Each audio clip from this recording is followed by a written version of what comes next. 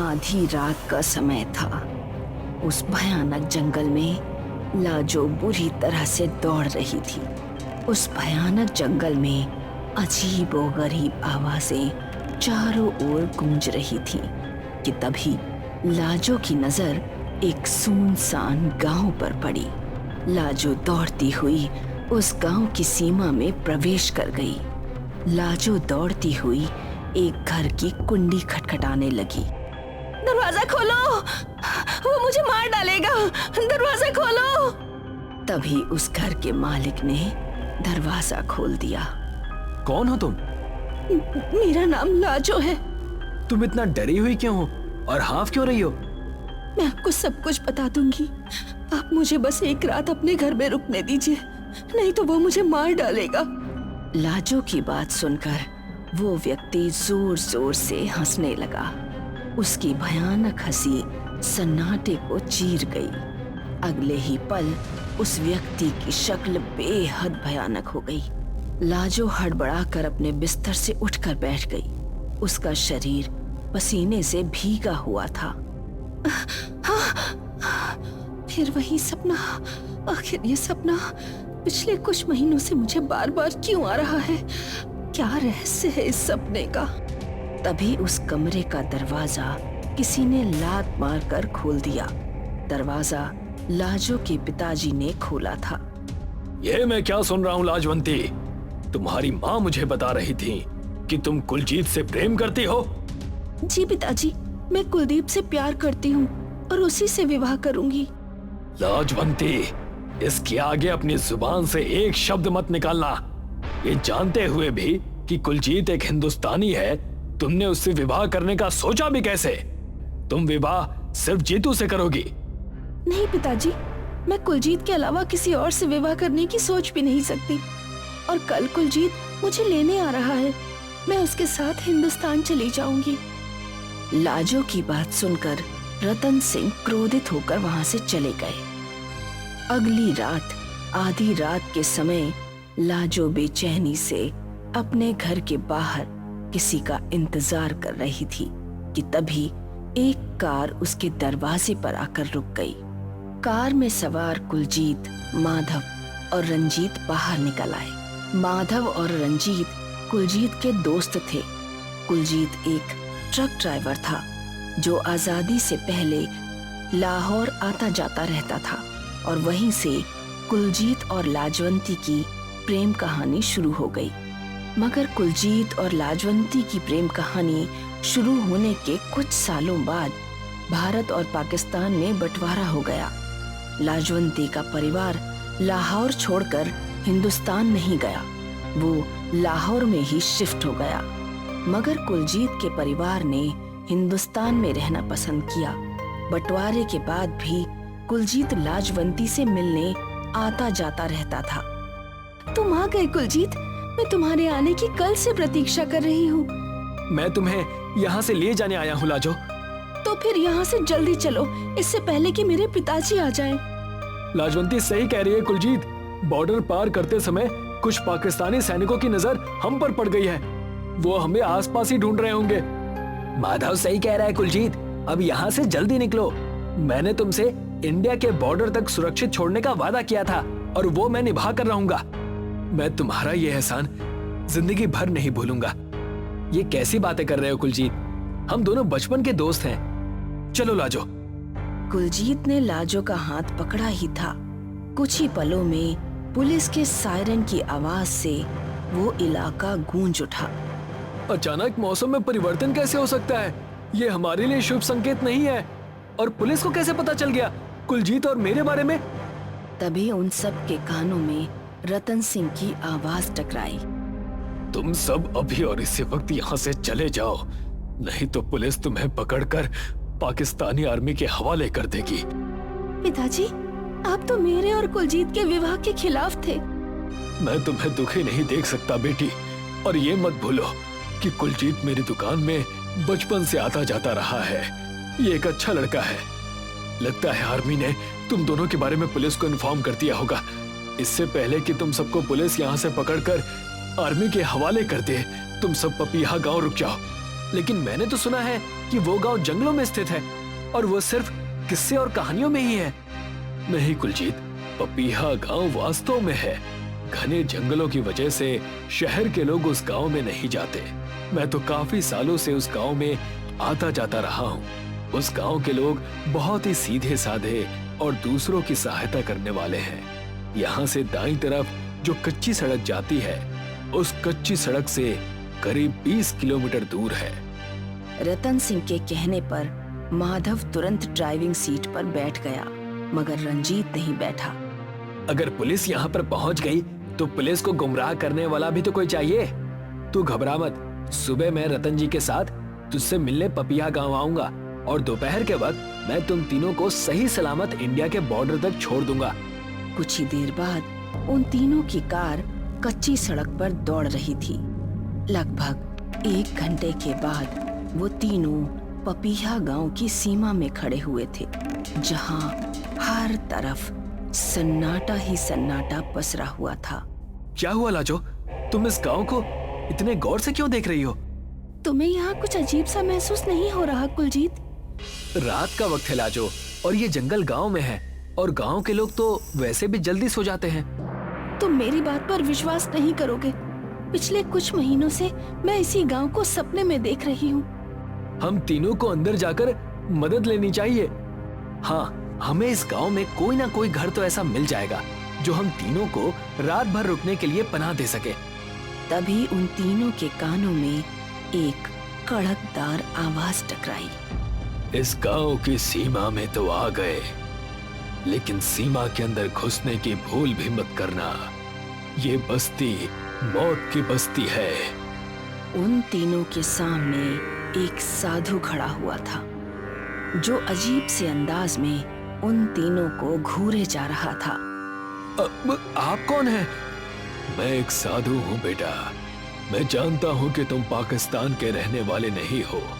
मेरी बात पर विश्वास करो। उस गांव में रात बिताने से कहीं ज्यादा अच्छा है कि तुम जंगल में रात बिता लो। इस साधु की बात में मत आना कुलजीत। अगर रात हमने जंगल में बिताई ना, तो जंगली जानवर हम तीनों को जिंदा नहीं छोड़ेंगे। और अगर जंगली जानवरों से बच गए तो पुलिस हमें तलाशती हुई यहाँ जरूर आएगी।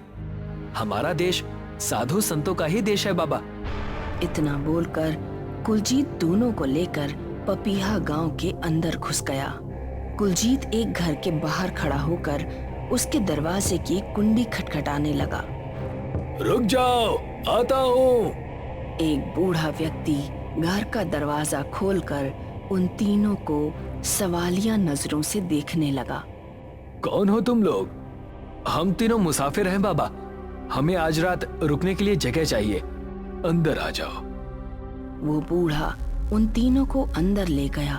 तुम तीनों के चेहरों को देखकर ऐसा लग रहा है कि जैसे कि तुम तीनों ने दोपहर का भोजन भी नहीं किया। मैं तुम्हारे लिए कुछ खाने को लेकर आता हूँ। इतना कहकर उस बूढ़े ने अपनी पत्नी को आवाजें लगानी शुरू कर दी। कमला, अरे ओ कमला, देखो हमारे घर में शहर से कुछ मेहमान आए हुए हैं। इनके लिए भोजन लेकर आओ। कुछ देर बाद एक बूढ़ी स्त्री, जिसने एक लंबा घूंघट डाल रखा था, कुलजीत, माधव और लाजो के सामने बड़ी बड़ी प्लेटों में भोजन ले आई। वो भोजन ऊपर से एक बड़ी सी थाली से ढका हुआ था। संकोच मत करो, निसंकोच होकर पेट भरकर भोजन करो। मैं तुम तीनों के सोने का इंतजाम बगल के कमरे में करवा देता हूँ। जैसे ही भोजन करने के लिए उन थालियों को हटाया, एक प्याले में एक इंसान का सर कटा हुआ रखा था और कुलजीत के प्याले में एक कटा हुआ हाथ और माधव के प्याले में किसी इंसान की कटी हुई टांग रखी हुई थी। वो तीनों घबराकर उठ खड़े हुए। तभी उस बूढ़े व्यक्ति का चेहरा देखते ही देखते भयानक हो गया और उस बूढ़ी औरत ने अपना घूंघट उठा दिया। घूंघट के अंदर एक बेहद भयानक दिखने वाली स्त्री मौजूद थी। कौन हो तुम लोग? तुम सब मुर्दा गांव में आ गए हो बेवकूफों। क्या तुम्हें नहीं पता? यहाँ लोग जिंदा तो आते हैं, लेकिन कभी जिंदा जाते नहीं हैं। उस साधु की बात सही थी कुलजीत, हम सब एक भूतिया गांव में फंस चुके हैं। लाजो सही कह रही है कुलजीत। मुझे लगता है कि लाजो के पिताजी ने हम सबको जानबूझकर मौत के मुंह में फंसाया है। ये समय इन सब बातों का नहीं है, ये समय अपनी जान बचाकर भागने का है। अगर ये लाजो के पिताजी की घटिया चाल है तो मैं उनकी ये चाल नाकाम कर दूंगा माधव। अगर मेरी लाजो को कुछ भी हुआ तो मैं गदर मचा दूंगा। इतना कहकर कुलजीत लाजो का हाथ पकड़कर बहुत फुर्ती से घर से बाहर निकल गया। मगर जैसे ही वो सब घर के बाहर निकले तो सामने का नजारा देखकर उन तीनों के रोंगटे दहशत से खड़े हो गए। उन तीनों के सामने बेहद भयानक मुर्दा दिखने वाले लोग खड़े थे, मानो कि उस गांव में कोई जिंदा इंसान रहता ही ना हो। तभी वो बूढ़ा और उसकी पत्नी घर से बाहर निकल आए। उन्होंने किसी जानवर की तरह छलांग मारते हुए माधव को दबोच लिया। मुझे बचाओ कुलजीत, मुझे बचाओ। मगर कुलजीत के बचाने से पहले ही उस भयानक दिखने वाले बूढ़े ने माधव की गर्दन उसके धड़ से अलग कर दी। कुलजीत लाजो का हाथ पकड़कर भागने लगा। तभी कुलजीत को अंधेरे में दो लोग दिखाई दिए। वो रतन सिंह और रंजीत थे, जो कुलजीत और लाजो का रास्ता रोककर खड़े हो गए। उन दोनों के गले में एक लॉकेट अंधेरे में चमक रहा था। कुलजीत और लाजो दोनों बुरी तरह से फंस चुके थे। उनके पीछे उस गांव के भयानक मुर्दे उनकी ही ओर आ रहे थे। तुम दोनों यहाँ से जिंदा बचकर नहीं जा सकते। कुछ ही देर में ये सारे पिशाच तुम्हारा खून पी जाएंगे और तुम दोनों के शरीर कंकाल में परिवर्तित हो जाएंगे। ये आप कैसे बातें कर रहे हैं पिताजी? आपने तो मुझे आशीर्वाद दिया था। अपनी बकवास बंद करो। तुम मेरी पुत्री नहीं हो, मेरी कभी कोई संतान थी ही नहीं। मैंने तुम्हें आज की रात के लिए ही पाल पोस कर बड़ा किया था। अगर आज रात तुम्हारा ये बेवकूफ हिंदुस्तानी साथी तुम्हें पाकिस्तान से इंडिया ले जाने के लिए नहीं आता तो मैं खुद जबरदस्ती तुम्हें इस गांव में इन पिशाचों के हवाले कर देता। रंजीत, तुम तो मेरे दोस्त थे, तुमने रतन सिंह जैसे राक्षस का साथ क्यों दिया? अमर कौन नहीं होना चाहता कुलजीत? सच तो ये है कि मैं तुम्हारे साथ में कभी था ही नहीं। मैं तो तुम्हारी पल पल की खबरें रतन सिंह को देता रहता था।